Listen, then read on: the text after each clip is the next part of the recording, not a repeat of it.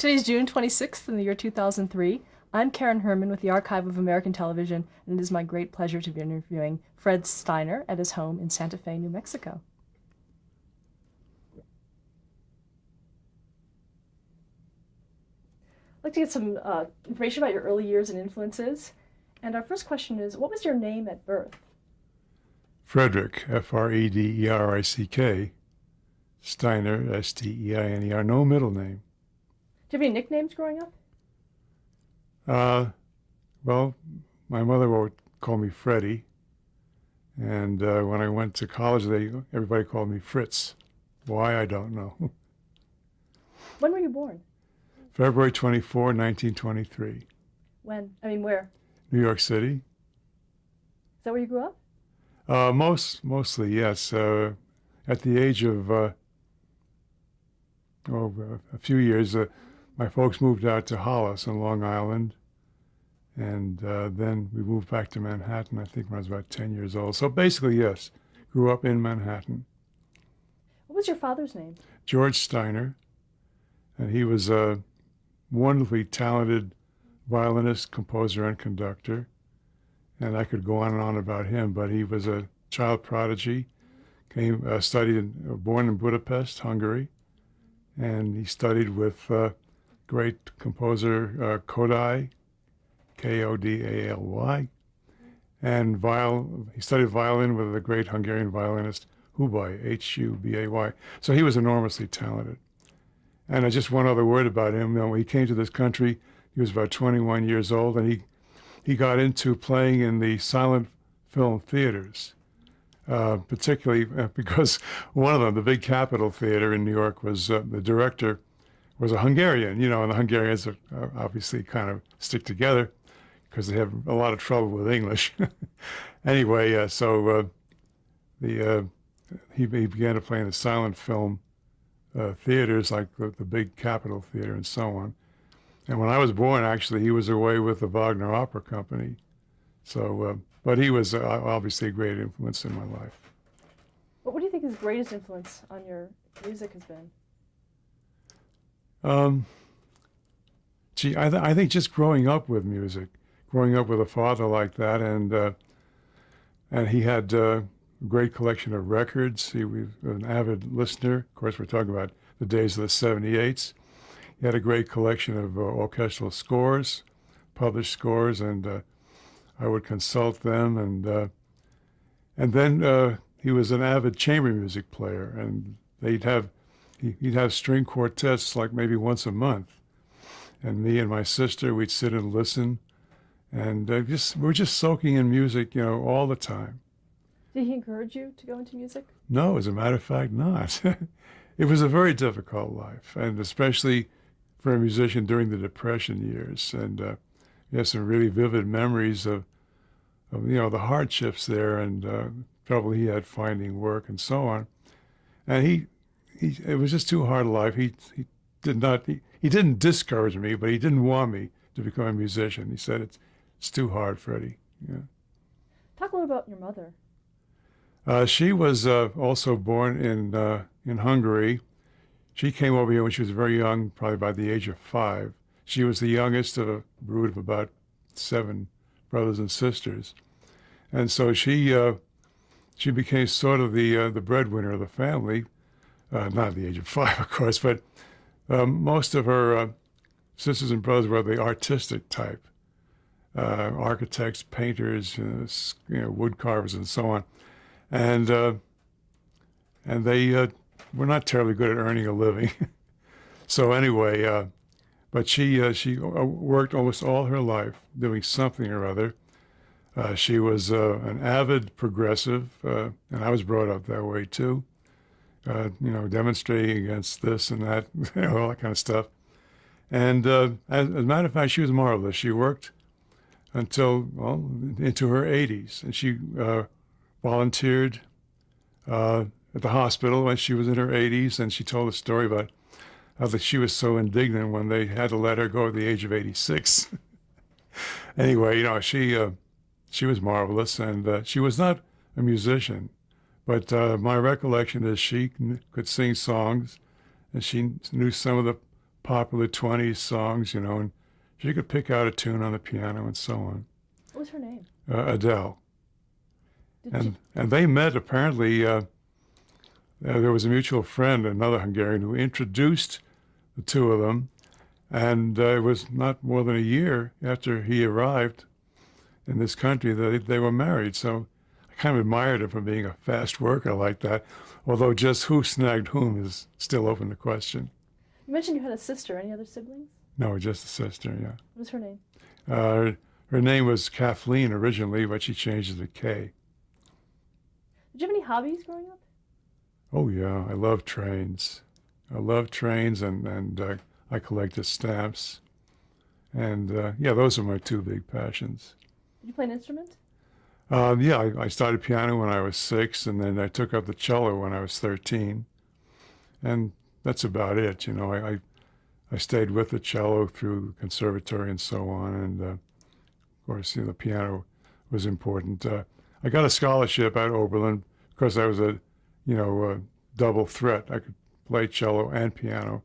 And so I was a desirable student for the conservatory. Why did you choose the cello? Well, okay, another Hungarian, my father's closest friend, his name was Turkisher, Eddie Turkisher, was a cellist. And of course, one of the people that would come and play chamber music and so on. And when I went to high school, they had some kind of an orchestra. When I say some kind of an orchestra, it was a mixed bag. But I felt like I wanted to play in the orchestra, to play something. Well, the most obvious choice was the cello because although I understand my father started me out on violin when I was about 4 years old. And why he gave it up is we don't really know. But I think, looking back, if he had kept giving me lessons, I would have become a good violinist because I have a natural hand and the reach and everything. But he gave it up, and so I wanted to play something. And the obvious choice was friend Mr. Turkisher, who was a cellist, And so Mr. Turkisher gave me a cello and a bow, and I think my father finally bought it for $100 or something. And so I began to play in the high school orchestra, and that's why I became a scholarship student. I learned enough to play well enough for the audition. There was the director of the conservatory, Oberlin, who came around, visited me at the house. I sat down and played, and then I was always a very good sight reader. And so I guess he was impressed by my sight reading ability because that was part of the test. So that's the story there. What high school did you attend? Townsend Harris High School in Manhattan, which was an all-boys school and was the only school which you had to get into a competitive examination, the only public high school. And so it was pretty rarefied school. And they were a bunch of wonderful city kids, and it was one of those accelerated courses. So actually what happened was I graduated from high school in 3 years instead of 4, and I got into Oberlin about a year before most other people did. And so I graduated before most other people did, graduated at the age of 20. So, but it was a remarkable school. Did you have a career plan at that point? No. Did you have any idea what you wanted to do? Not a clue. No. When I got out of school, I started looking for jobs, and all I could think of was I had listened to a lot of records, as I told you, at home, and I kept buying records, again, 78 albums, and a couple of the boys at school, we were avid classical music fans, and we listened. So I acquired quite a knowledge of recordings. In fact, in those days, it was interesting because if you had a keen enough ear, you could tell the difference between a Boston recording or Philadelphia. I mean, they were just distinctive sounds in those 78s, which you don't quite get anymore. So anyway, what I did was I thought I'd go get a job selling records, and that didn't pan out. But I didn't know what I was going to do, no. That was about the time of World War II. Did that affect Did your family know? Yes. Yes, as a matter of fact, I was 4F. I tried to get in twice, but on account of my eyesight, which was, terrible and still is, I was turned down twice. And so what I did well, I did my bit for the cause was doing music for wartime propaganda broadcasts and wartime information broadcasts, things like that. Did you compose? Yeah, composed and conducted a lot. Well, yeah, like there was CBS war bond shows of various kinds, and also there was this series that's on my list called 10 from Tokyo, where they dramatized the life of some famous or infamous Japanese admiral or general, and I scored those, and so that was, I guess, part of my bit. How had you learned how to score? Well, I see. My father was constantly composing. Besides having his playing jobs, he was also working as a composer for very much for cartoons that were being produced in New York City. The Popeye cartoons, Betty Boop, and so on. The old classics, Terry Tunes, and so on.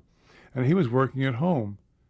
And I remember he had a desk in the corner, and my sister and I would have to kind of tiptoe around because he would get up early in the morning and put on his robe and have a cup of coffee and a cigarette, and he'd be scoring, And I would look over his, things. And then, of course, I learned from the orchestral scores.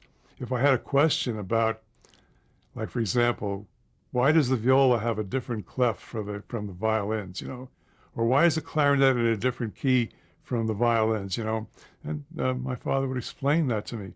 So I learned just by reading scores, looking at what my father did. And so I never took any orchestration lessons at all. I just came to it naturally. As far as scoring per se, after I got to Hollywood, that I sort of learned on the job. That's another whole discussion. What's the difference between orchestration and scoring? Well, scoring is probably too nebulous a term. Scoring means just, doing the music for a picture. But orchestration is where you take your sketch or a composer's sketch, and you simply take it note for note and transpose it to the orchestra from let's say, a piano sketch. And that's the art of orchestration, which has been, taught for many, many years.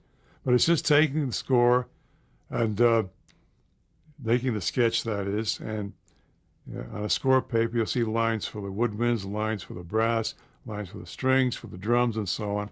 And you assign each one apart depending on the nature of the music and so on. And by the best example, the most well-known example is Ravel's orchestration of Mussorgsky's Pictures as an Exhibition, which is a fabulous piano piece. And Ravel, who was a fantastic orchestrator, did the orchestration of that, which is played very often in concerts. So orchestration is really a craft rather than an art in most aspects.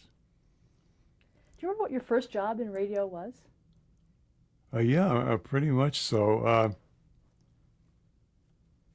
I don't know if I can tell the whole story, but I got into it actually because my father at that point was playing in some radio orchestras in New York. In those days, they had each radio station had a staff orchestra, but also there were these wartime propaganda shows. One of them was called "This Is Our Enemy," and the other is called "The Man Behind the Gun," which dramatized true stories of GIs and Marines, and predicaments they got into. And when I was at school at Oberlin, we listened to the radio all the time. We had obviously no TV. But at one point I heard a show with what I consider some very good underscoring music. It was one of those wartime drama shows, Man Behind the Gun or something. And it turned out, as I listened to the credits, that the music was composed and conducted by this man Nathan Van Cleve, Cleave, Nathan Van Cleve. And I was very impressed with that because I thought that music was far above the usual run-of-the-mill stuff you heard on radio for these kinds of shows. So when I got back, I learned that my father, uh, George, was playing in one of Van Cleve's orchestras over at WOR. And I sort of said, gee, I'd love to meet him, just, I don't know exactly why. I just wanted to meet him because I liked his music. And my father was very, very reticent, very bashful kind of guy, very quiet. And he was sort of, well, I don't know if I can do that. My mother convinced him. So my father set up this meeting. He said, well, he talked to Van, and Van said to my father, all right, tell him to show up for rehearsal tomorrow morning or whatever, and I'll talk to him when I get a chance. So sure enough, I showed up. It was a 9 o'clock rehearsal, and I sat there in the vestibule waiting for Van to show up. And 9 o'clock, nobody there. 5 after 9, 10 after 9. Finally, about 9:15. And meanwhile, the orchestra's all warming up inside and chatting and smoking or whatever. About 9:15, the elevator door bursts open. This guy runs in with this huge batch of music. That's got to be Van Cleve. Anyway, it was very nice. He took me out to lunch afterwards. And we had a very nice lunch, and I told him that I was a composition student, and, I had written this and that and the other stuff. And he said, well, okay, it was a very nice meeting, etc. I kind of forgot about it. A couple of days later, I got this phone call. He says, Fred, this is Van Cleve. You want to do some work? And I said, oh, yeah, sure, I'd love to. He said, well, show up here around 1 o'clock. And I said, well, is that before lunch or after lunch? He says, I mean 1 o'clock tonight. So that's how I broke in. I showed up 1 o'clock at his office on Madison Avenue for a 9 o'clock rehearsal the following morning. He sat me down, and I orchestrated some of his music. And so it was that's the way I got to my first job. And for that, he gave me a big check in those days, a very generous check of $50, which I think I still have. And from then on, well, that's when it started. As I told many people, Van Cleve was my mentor. He's the one who started me off. He recommended me to some of his colleagues like Lynn Murray, and he just kept me working, and he meant an awful lot to me. And he's one of these people, I keep telling my family and friends, there are certain people in your life, if you're lucky, certain men that you meet, or women for that matter, who turn your life around, who give you that push. And one of them was my composition teacher at Oberlin, which is another story. But Van was certainly the guy. And there have been some others too, but he's the number one. Who was the composition teacher? His name was Norman Lockwood, with a D on the end of Norman. Norman Lockwood at Oberlin. And I don't know if we want to tell that story, but I'll try and make it brief because it's, again, an interesting life story. I got the scholarship to Oberlin, as I told you, because I was a double hitter, cello and piano. But hard as I tried working and practicing the cello, I never was very, very good. I mean, I worked as hard as I could be practice. Meanwhile, I was working my way, waiting on table and delivering papers, and I was actually, if they needed an accompanist, because I was a good sight reader, I'd accompany a student recital. So I was doing everything under the sun, trying as hard as I could to practice. Nevertheless, my cello teacher was never satisfied, and I can hardly blame him. So the way it turned out was that, I won't tell you the whole story, but I had been taking some theory lessons with Norman Lockwood, theory classes. And he saw, I guess, that I had some talent, and because something happened, he persuaded me to switch from a cello major to a composition major. And so I graduated then with a degree in composition, for which I wrote a string quartet and a woodwind quintet and some songs and so on. And that was my first experience in composing, although I had tried my hand at a few little things at home. So And then, well, it was actually, I think, I believe, I just remembered today, I think I mentioned to you the Gertrude Lawrence show on radio, which was about 1943 and 1944. What is remarkable about my story, I think, is that I graduated from in 43, June. In September, only 3 months later, I was already working on coast-to-coast radio shows. And a couple of newspaper articles called me the youngest successful composer in radio, you know. So that's kind of nice. But I think the first actual composition that I did, except maybe a little tidbit or so for Van, fill in, was when he introduced me to Lynn Murray, with one N, Lyn, who was doing this Gertrude Lawrence show. Now, I had done some arranging for Lynn on another show, or maybe the same one. I'd arranged some songs. I had a very fine Latin singer. His name was, I think, Chucho Martinez or something. Anyway, but then he put me to work because what Gertrude Lawrence had was a half-hour show. And the first 15 minutes were music and songs, in which she sang and so on. The last half of the show was a mini dramatization of some current movie. And so Lynn assigned me the job of underscoring, writing little bridges for that segment of the Lawrence show. And to the best of my recollection, that was my first composition. What are some of the challenges of writing for radio? Well, mainly the time constraints. But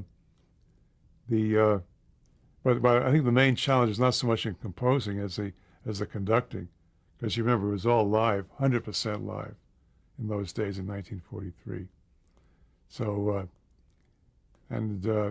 actually, when I finally got to conduct, the experience of conducting in live radio for I don't know how many years was actually invaluable, because of the problems that are involved. You know, you don't have a second chance.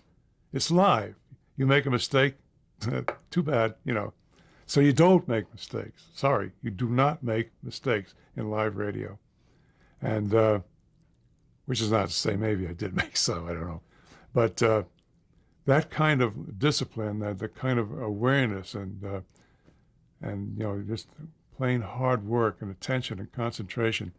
When I finally got into TV, which is all live to begin with, that experience made me, well, I was able to slip into it, you know, without too much of a problem. What are some of the radio shows that you worked on? What were some of your favorites? Well, outside of the big one that I worked on, This Is Your FBI, that I was connected with for, 8 years or something, writing all the music and conducting just about, well, that's another story, but, and then I think some of the shows, the early CBS workshop shows, which they were very fine programs. But you know, by the time I came out to Hollywood in 1947, radio was already dying, and people like Van and Lynn Murray and Jeff Alexander and all the people who were working in radio had answered the call to Hollywood. So it's very hard for me to recall, without looking at my list, of course, which were, you know, the really outstanding radio shows. I may think of some more, excuse me, along the line. One of them was Columbia Presents Corwin. Ah, I'm glad you mentioned that. That's probably, yeah, that's really at the top there. Because anybody who knows the history of radio knows that Norman Corwin was probably the #1 greatest writer and poet for radio. He and Archibald MacLeish, you know, they're legendary names. And so Columbia had this series called Columbia Presents Corwin. And Lynn Murray, whom I've already mentioned, who was, you know, I was doing a lot of work for him by this time. He was one of Norman Corwin's favorite composers. They were very closely allied for many years. The other great composer that Corwin worked with was Bernard Herrmann, the legendary Bernard Herrmann. But at one point, apparently because of some conflict that Lynn Murray had, he assigned me one of the Corwin shows. And it was a show called New York, A Tapestry for Radio, one of the most marvelous scripts that Corwin wrote. And yes, the score that I wrote for that is one of my all-time favorites. Did you work with Norman Corwin on this? Oh yeah, sure. Yeah, with radio, it's not like movies. You're right there working together. Yes. Describe working with him. Well, I mean, you're right there in the studio. Of course, he's in the control booth, but you're following his directions, and I mean, of course, by this time you know the the routine. I'm trying to remember. Did Lynn actually conduct that one? He may have conducted that, well, even though I composed it. So that's different. But I did work with Corwin, conferring, and I've got some very nice letters from him in my scrapbook complimenting me on that score. And the narrator on that first airing was Martin Gabel, Gabel, who was one of the outstanding actors. But then it was repeated later on in California with Orson Welles narrating. And at that time, it was originated then in California, and my music was then conducted by Lud Gluskin, who was the director of music at CBS. And I wrote to Lud complimenting him for his conducting, and I just felt it was a nice thing to do. So I got a very nice letter back from him saying how much he enjoyed my score, and saying, if you're ever in Hollywood, come and see me. Well, guess what? I did, yeah. But no, you're right. That's one of my very favorite scores. Let's start talking about television a little bit. When was the first time that you saw television?